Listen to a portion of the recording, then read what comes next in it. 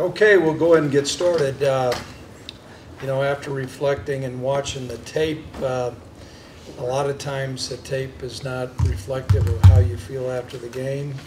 I would say that the tape was reflective of how I felt after the game. You know, missed opportunity. I think Washington State is a good team. I think we have the ability to be a good team. There were portions of the game where we played well, and then there were other portions of the game where we didn't. Some of the things that I thought were impactful, certainly the 104 yards on penalties. And while some of those penalties occurred early in the game, when the game was in the balance, I think that there was a residual effect of extending some drives on their part and hurting us in some parts. And so we're going to need to clean those things up if we have a chance to improve as a football program. Some of my observations, you know, I thought Washington State had done a great job protecting their passer. For them to throw the ball 57 times with us coming up with 0 sacks. First of all, I think we've got some good defensive linemen. They certainly can play better. We can coach some things better, and we're planning on doing that this week. But along with that, I think you need to give some credit to Washington State. Their offensive line protected their quarterback well, and I thought we didn't know a lot about the quarterback. You know, we'd watched some game tape when he was at his previous school, but he played well, and they had good skill players. The game, you know, was a fairly tight ball game where we are disappointed we didn't finish, and fourth quarter finish is something that our program takes pride in, along with being disciplined. And so from those two perspectives, I would say that, you know, we spit the bit out, as a Cowboy would say. We didn't answer the bell against a good football team, and so we lost an opportunity to win. Some of the injuries coming out of the game, I think Nico Evans will be day by day. We'll find out a little bit more as we go. Austin Fort I would say will not travel this week. I know I had released the fact that we thought Alonzo Velasquez would start, and he experienced some swelling in that knee after the recovery of surgery, and so we held him. He could have played, but it would have been at a very limited amount, and so all indications are he should be in good position to play this week. Obviously, we spent a great deal of time looking at where we were at in the rearview mirror, but now we got to look forward to playing an excellent Missouri team. You know, I think Coach Odom has done an outstanding job leading and moving that football program forward. They took big steps this last year. They're prolific on offense. They led the SEC in total offense. They have 10 starters coming back. You've got a highlighted quarterback who I think is an excellent player. A big, strong defensive lineman, and those guys know what they're doing on defense, and they play really hard. And when you're playing against an SEC team, typically that's going to give you an indication that the talent level is such that their special teams are going to be very effective. So that being said, you know, we've got a big challenge, but we're going to move forward as a football team. I think we've got good players too, and we got to play better. We got to coach them better, and so that's kind of the task at hand. I'll be more than happy to answer any questions anybody may have. Greg, with Nico, I know, obviously Bigelow and Validator, next two guys, is it kind of, like you said, after the game, by committee, does Javon maybe have an edge maybe to start based on his performance last week, or what are your thoughts with that? You know, I think Javon carried the ball a little bit better. I was somewhat frustrated with X. He got tripped up one time with an arm tackle, but he did some good things. They bring something different. They're different type of runners, although we're running the same plays. Both of those two guys will play, and we also will play Dawson Booker as a third tailback. Now, he's not played tailback, but he's been taking reps at that spot. And typically for us, Robert, we play two tailbacks, and sometimes we distribute the carries by who's got the hot hand, and so we'll look at that. But both of those two guys will play this week. Now, we're in hopes we're going to have Nico, and he's got some bruised ribs, and sometimes guys heal up a little faster, and sometimes they're cleared. We'll just keep you abreast. It may come down to a game-type decision where we take them all the way down to Columbia and then make a decision there. Yes, Tracy? Does the physical nature, say, of an SEC team make you a little more careful with Nico? Great question. I would say no. You know, all these games are important for us, and so we're gonna put our football team in the best position to win. You know, last week we didn't feel like Alonzo was going to be in the best position to help us, so you know Rudy Stouffer played. So I think we'll make that determination where Nico's at. Now I think Nico's a really good running back, and the other guys are good too. Did it have an impact when we lost Nico in the game? I would say yes. There's a reason why he's a starter. So we're in hopes we have him back, Tracy. I know you just mentioned the penalties and not finishing the game in the fourth and whatnot, but if you can reflect back for me, after post-game you said you were frustrated, disappointed. What's on the top of that list of disappointment, if you could kind of pinpoint that? Those two things.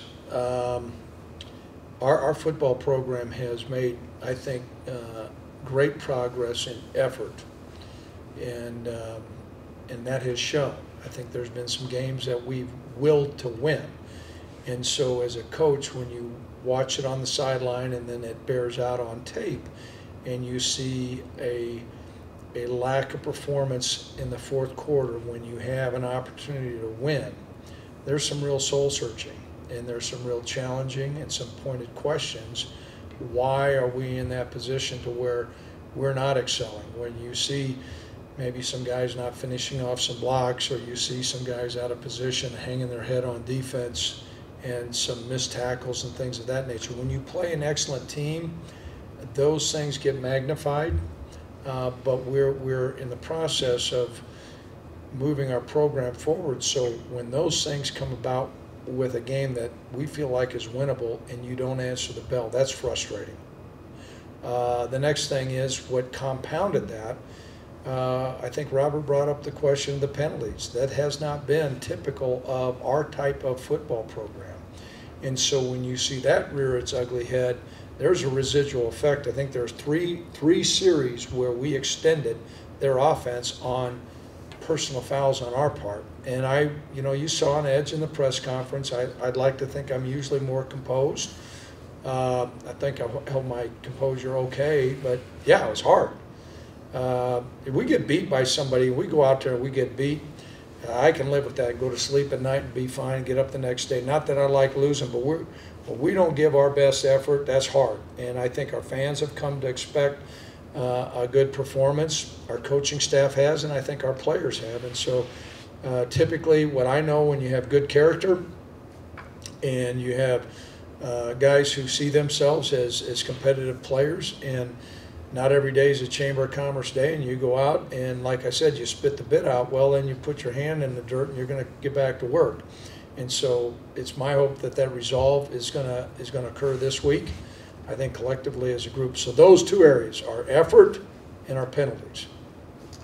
You know, with Tyler, so redshirt freshman quarterback, Yep. You don't want to put too much on his shoulders too early, but, especially in the last game with Nico went out, it really seemed to affect the entire team. But how do you kind of draw the line or balance of not putting too much on the kid's shoulders, but also trying to get more out of that passing game or that attack? How do you kind of approach it in balance? Well, I think this, Robert, if we consistently dial up what we have within our repertoire, some pretty complicated pro passing trees and protections, I don't think that that's going to be putting him in a good place. Now, we can do that. I think our playbook needs to expand a little bit.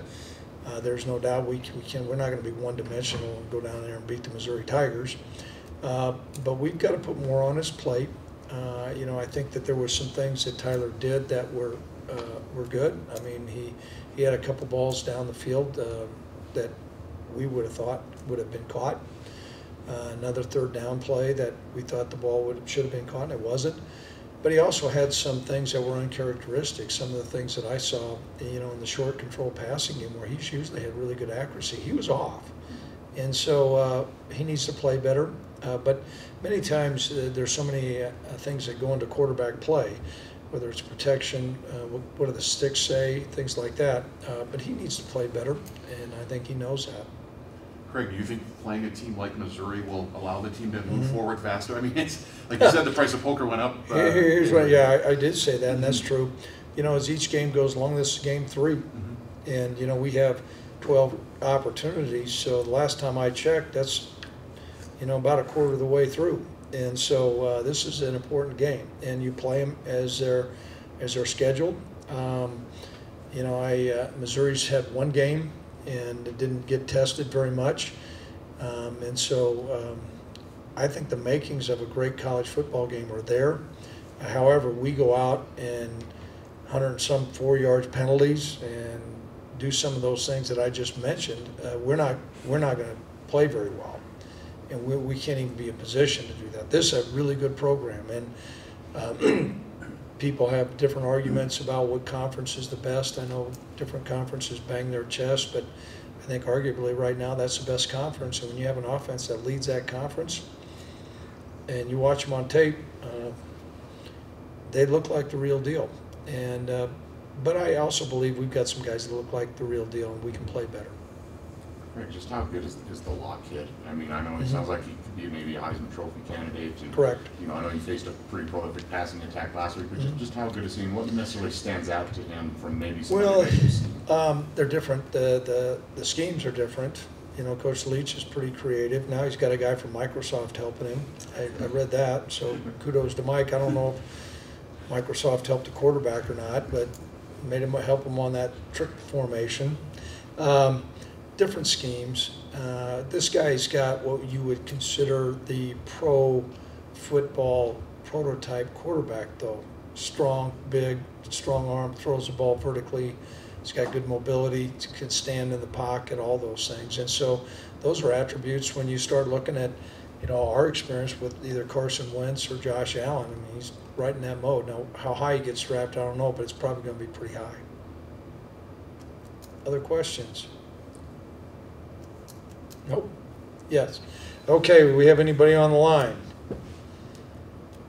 Coach, speaking of Drew Lock, I guess obviously he's got a pretty strong arm, and that helps that the guys on defense have seen a guy like Josh Allen in the last couple of years in terms of just being ready for that. First, I think I picked up that voice. Is that Brandon? Yes.